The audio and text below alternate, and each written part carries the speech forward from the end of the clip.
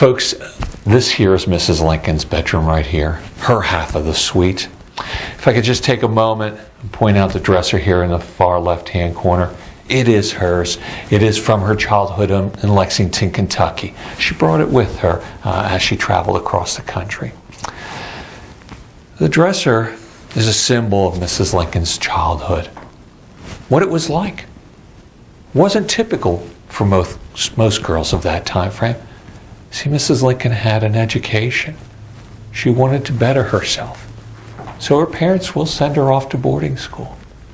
She'll have about 12 years of formal education, far outseating most people of the time frame, even her own husband. Her education was extensive. Mrs. Lincoln could speak fluently in 2 languages, not only English, but also French. See, Mrs. Lincoln had aspirations. She had desires. She wanted to be something in the world.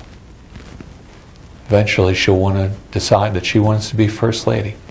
And that dream will happen, will come true.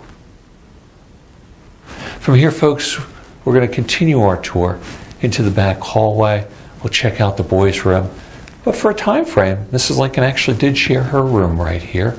She did share it with the 2 youngest boys. It was traditional that the children would sleep in their mother's room. They'd pull out a trundle bed and they would sleep in this very room. And eventually, the eldest son, Robert, will move on, leave the house, and they'll move across the hallway to his old room. Why don't we go check it out?